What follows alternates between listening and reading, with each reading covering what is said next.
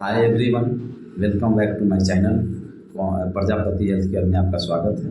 मैं हूं शगुनी पंडित फ्रॉम मरवन प्रखंड, मुजफ्फरपुर, बिहार। दोस्तों, आज हम जानेंगे कि CCH कोर्स अगर आप करना चाहते हैं तो उसमें कौन कौन से सिलेबस होते हैं और उस सिलेबस के अंतर्गत क्या क्या पढ़ाई कराया जाता है। चूँकि आप सभी जानते हैं कि बिहार सरकार ने एक मुहिम चलाकर 2015 या 2016 के आसपास में जो अनट्रेंड ग्रामीण चिकित्सक जो कहते हैं उनको झोला छाप भी पहले कहा जाता था।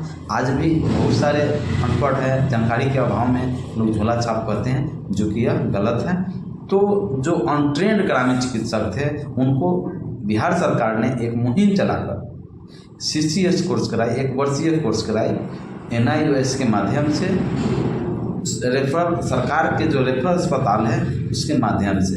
तो आज ये ग्रामीण चिकित्सक प्रशिक्षित होकर आज कम्युनिटी हेल्थ वर्कर कहलाते हैं, सामुदायिक स्वास्थ्यकर्ता कहलाते हैं, जन स्वास्थ्य रक्षक भी कहा जाता है इनको, और बहुत ही अच्छे और सुशोभित नाम से पुकारे जाते हैं, जिसको हम ग्रामीण चिकित्सक कहते हैं।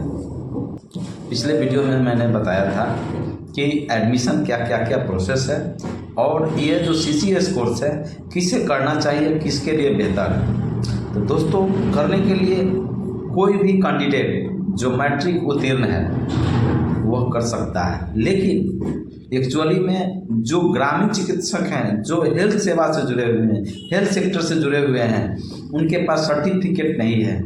ऐसे में अगर ग्रामीण चिकित्सक कोर्स करते हैं उनके लिए काफ़ी फायदेमंद होता है और काफ़ी अच्छा होता है। ठीक है, तो ये जो 3 सिलेबस होते हैं इसमें जो कि आपको पढ़ाया जाता है, और एक होता है प्रैक्टिकल मैनुअल।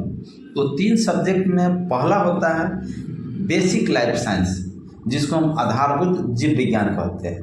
तो बेसिक लाइफ साइंस में आपको एनाटॉमी, ह्यूमन एनाटॉमी का पढ़ाया जाता है, फिजियोलॉजी का पढ़ाया जाता है, मानव शरीर और शरीर विज्ञान और शरीर के क्रियात्मक विज्ञान, मानव शरीर क्रियात्मक विज्ञान के बारे में आपको विस्तार से आपको बेसिक लाइफ साइंस बुक के अंतर्गत आपको पढ़ाई कराया जाता है, आपको बताया जाता है।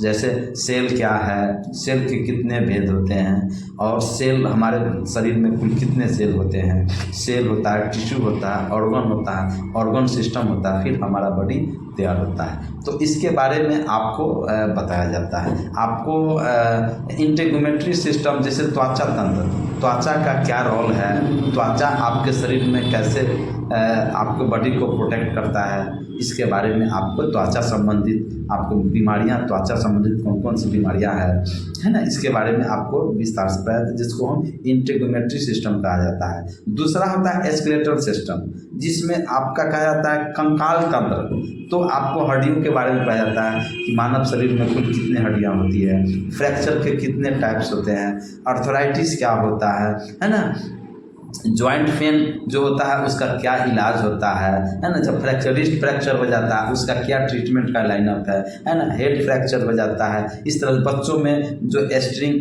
एंड हैंग स्ट्रिंग जो होता है, जैसे बच्चों का हड्डी लम जाता है, या फिर बच्चे बाय बर्थ विकलांग होते हैं, पैर टेढ़ा होता है, तो इसके बारे में आपको विस्तार से स्केलेटल सिस्टम के बारे में आपको पढ़ाया जाता है, क्योंकि यह जो है बेसिक लाइफ साइंस के अंतर्गत आता है। तीसरा होता है मस्कुलर सिस्टम, हमारे शरीर में कुल कितने मांसपेशियां हैं है ना, उस मांसपेशियां का कार्य क्या होता है। इसके जैसे आपका गुलेट मसल्स होता है, डेल्टॉइड मसल्स होता है, और हमारे चेस्ट के में जो आपका जो रिब होता है, जो फसली होता है, जो हड्डियां होती है, उसके बीच का जो मसल्स होता है उसके उसको इंटरकोस्टल्स मसल्स कहा जाता है। उसके बारे में आपको विस्तार से इस बुक के जरिए आपको बताया, चूँकि बुक भी काफ़ी आपको सरल अंग्रेजी और हिंदी दोनों मीडियम में आपको बुक उपलब्ध हो जाते हैं और आप आसानी से तैयारी कर सकते हैं। जैसा कि आप देखते हैं कि कोरोना काल में जो हमारे सेकेंड बैच के ग्रामीण चिकित्सक हैं, जिनका कोरोना के चलते उनका ट्रेनिंग बाधित हुआ, ऐसे में वो खुद घर से पढ़ाई किए और तैयारी भी की है।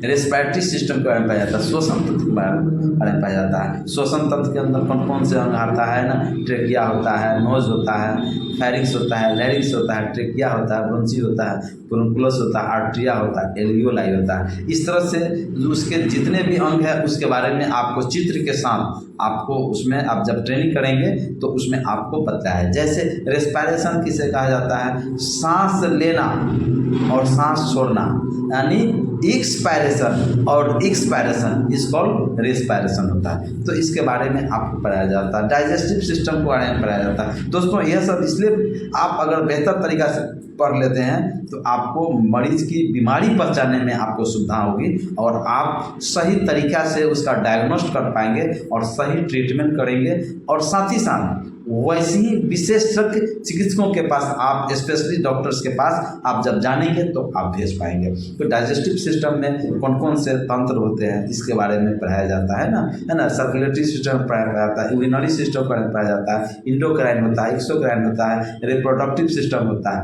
तो ये चीज़ों की जानकारी आपको बेसिक लाइफ साइंस के अंतर्गत आपको ये आपको दी जाती है, आपको बताई जाती है। क्योंकि यह हिंदी और इंग्लिश दोनों भाषा में बहुत ही सरल भाषा में यह चीज़ आपको उल्लेख किया गया है, बताया गया है। हम बात करें दूसरा होता है मैटरनल एंड चाइल्ड केयर, यानी मातृत्व एवं बाल स्वास्थ्य की देखभाल, जो कि दूसरा बुक है। तो मैटरनल एंड चाइल्ड केयर में जैसे आपका जो प्रसव पूर्व EDD जिसको हम कहते हैं एक्सपेक्टेड डेट ऑफ डिलीवरी से पूर्व आपको गर्भवती महिलाओं को कैसे देखभाल करना है, कितने ट्राइमेस्टर होते हैं, ट्राइमेस्टर कितने सप्ताह का होता है, कुल डिलीवरी कुल कितने दिनों में होते हैं। EDD का मतलब होता है एक्सपेक्टेड डेट ऑफ डिलीवरी, वह कैसे तिथि निकालना है, कैसे उसको पहचानना है, इसके बारे में आपको विस्तार से बताया जाता है। जैसे 3 ट्राइमेस्टर होता है, फर्स्ट ट्राइमेस्टर है ना, सेकेंड ट्राइमेस्टर और थर्ड ट्राइमेस्टर जो कि 9 महीना का होता है। तो उसमें जैसे आपका गर्भवती महिलाओं का वेट लेना है, वजन करना है ना, BP जांच करना है ना, अब उसके बाद HB देखना है, हीमोग्लोबिन देखना है, या फिर गर्भवती महिलाओं में जो भी परेशानियां हैं, जो दिक्कत है, उसको कैसे आप फर्स्ट एड करेंगे, उसके बारे में आपको इसमें विस्तार से बताया जाता है। ठीक है। और दूसरा आता है चाइल्ड केयर। तो चाइल्ड केयर में क्या होता है, ये तो गर्भ से पूर्व हुआ, डिलीवरी के बाद है ना, प्रसव उपरांत, प्रसव के बाद जो बच्चों में जैसे वैक्सीनेशन होता है, तो कुल कितने टीका है जो बच्चों के लगाया जाता है ना, कितने उम्र में, कितने समय में, कब कब टीका लगाना है, उसके बारे में आपको बताया जाता है। बच्चों में होने वाले बीमारियां जैसे निमोनिया होता है ना, खांसी होता है, बुखार होता है ना, टाइफाइड होता है, इस तरह से लूज मोशन डायरिया होता है, उल्टी होता है, तो उस बच्चों को कैसे आप मैनेजमेंट करेंगे, कैसे उसका ये आपको ये प्राइमरी चिकित्सा करना है, इसके बारे में आपको यह विस्तार से बताया जाता है, जिसको हम मैटरनल एंड चाइल्ड केयर करते हैं, मातृत्व एवं बाल स्वास्थ्य की देखभाल करते हैं। अब आए तीसरा जो बुक होता है, सिलेबस होता है, वह होता है आपको prevention and management of disease, यानी prevention and management of disease. जब आपात स्थिति पेशेंट का होता है उस समय आपकी क्या भूमिका होती है। जैसे कोई पानी में डूब गया तो पानी से उसको बाहर निकालने के बाद डूबे हुए व्यक्ति को अगर वह उसका हालत ख़राब है तो उसको पानी को कैसे निकालना है, प्राइमरी उपचार कैसे करना है ना, इसके बारे में आपको बतलाया जाता है। अगर किसी को सांप काट लिया है, बिच्छू काट लिया है, कोई भी जो बाइट करता है, कोई भी जंगली जानवर हो या फिर कीड़े मकोड़े हो, तो उसका फर्स्ट एड कैसे करना है ना, कुत्ते काटने पर कौन सा टीका लेना है, कितने दिनों पर उसमें जो इंजेक्शन होता है जिसको हम रेबीपुर के बारे में आपको बतलाया जाता है, दवाइयों के बारे में आपको विस्तार से बतलाया जाता है, कौन सी बीमारियों में कौन सी दवाई दी जाती है, इसके बारे में भी आप इसको विस्तार से इस बुक में भी बताया गया है। और आपको जो आपका ट्रेनर होते हैं वो आपको इसमें विस्तार से आपको बतलाने का काम करते हैं। अगर किसी व्यक्ति को एक्सीडेंट हो गया, सड़क दुर्घटना हो गया, तो सड़क दुर्घटना में वह आपात स्थिति आता है, तो कैसे आपको आपात स्थिति में आप उसका देख रेख करेंगे, बैंडेज पट्टी कैसे करेंगे, उस घाव को कैसे आप सफाई करेंगे, है ना, कहाँ पर क्या कौन सी एंटीसेप्टिक दवाइयों की ज़रूरत पड़ता है ना, एंटीसेप्टिक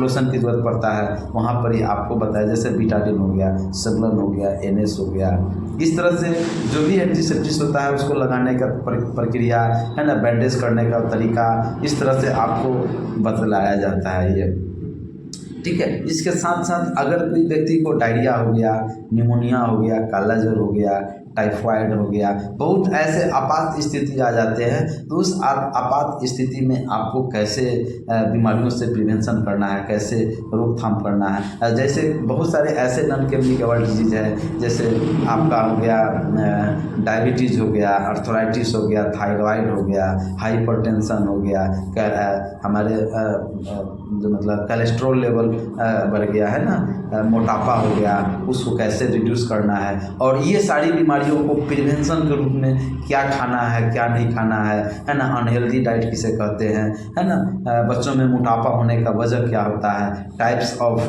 डायबिटीज़ से कितने प्रकार होते हैं, इंसुलिन डिपेंडेंट टाइप 1 टाइप 2 के बारे में आपको विस्तार से बताया जाता है। ये आपको होता है prevention and management of disease.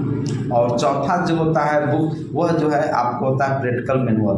तो प्रैक्टिकल मैनुअल में आपको बतलाया जाता है कि हीमोग्लोबिन कैसे जांच करना है, हीमोग्लोबिन कैसे जांच करना है, ब्लड शुगर कैसे जांच करना है, ठीक है। इस तरह से बहुत सारे ऐसे टेस्ट हैं जो आपको प्रैक्टिकल मैनुअल के जरिए आपको बतलाया जाता है, सिखाया जाता है, प्रैक्टिकल कराया जाता है, ताकि आपको जानकारी हो सके। और जब कोई पेशेंट आपके संपर्क में आएगा, जब आपको इलाज प्राइमरी चिकित्सा करेंगे, तो उस समय आप बीमारियों को कैसे पहचान पाएंगे, है ना, कौन बीमारी को आपको देखना है, इलाज करना है, कौन सी बीमारियों को आपको इलाज नहीं करना है, रेफर करना है ना, है ना। तो चूँकि उसकी मरीज की जान बचाई जा सके, क्योंकि सभी चिकित्सक हो, चाहे छोटे चिकित्सक हो, छोटे डॉक्टर्स हो या बड़े डॉक्टर्स हैं, सभी का एक ही मकसद होता है, किसी भी तरह पेशेंट की जान बचाना, पेशेंट की रक्षा करना, ये उद्देश्य होता है। और इसी उद्देश्य पर सारे लोग काम करते हैं, चाहे वो प्राइमरी चिकित्सा करने वाले हों, चाहे वो बड़े चिकित्सक हो। तो प्राइमरी चिकित्सा अगर ऐसा चिकित्सा है कि अगर समय रहते अगर उसको कर दिया जाए प्राइमरी चिकित्सा,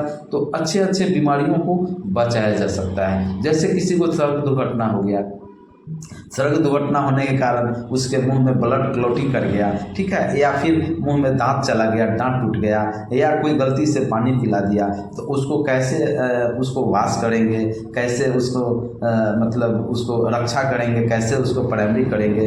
ब्लीडिंग हो रहा है, ओवर ब्लीडिंग हो रहा है, तो कैसे उसको ब्लीडिंग को रोकने का उपाय करेंगे। अगर ऐसा करते हैं तो उसकी जान बच जाती है। अगर किसी को डायरिया हो गया, दोस्तों डायरिया में क्या होता है कि शरीर का जो पोषक तत्व होता है ना, वह लॉस हो जाता है, जिसके कारण बॉडी पूरी तरह डिहाइड्रेट हो जाता है ना, शरीर में पोषक तत्व की कमी होता है, जिसके वजह से मरता है। तो आपको डिहाइड्रेट को रिहाइड्रेट करने के लिए आपको ORS देना पड़ता है ना, या फिर आप IV सलाइन यूज करते हैं, ताकि बॉडी उसका डिहाइड्रेट है तो डिहाइड्रेट हो और उसकी जान बच सके, और उसका बॉडी में जो ग्लूकोज जो हमें पोषक तत्व की कमी हो प्रॉपर मेंटेन हो। तो यह सारी चीज़ों की जानकारी, ये जब आप CCS कोर्स करते हैं, सर्टिफिकेट इन कम्युनिटी हेल्थ का जो कोर्स करते हैं, तो आपको इसमें सिलेबस के अंतर्गत आपको बतलाया जाता है, आपको सिखाया जाता है, आपको जानकारियाँ दी जाती है। तो दोस्तों वीडियो कैसा लगा इसे निश्चित ही कमेंट्स करके लिखें। अगर आप मेरे चैनल में नए हैं या फिर पहली बार मेरे चैनल से जुड़े हैं, तो प्लीज़ लाइक करेंगे, सब्सक्राइब करेंगे और वीडियो को पोस्ट जरूर करें, ताकि लोगों को जानकारियाँ हों और लोग CCS कोर्स कर सकें। अगले वीडियो में मैं बताऊंगा कि CCS कोर्स जो 3rd बैच के लिए है, वो एडमिशन कब से स्टार्ट होगा, इस पर मैं आपको विस्तार से बताऊंगा। तो आप सभी से विदा चाहता हूँ। जय हिंद, जय भारत।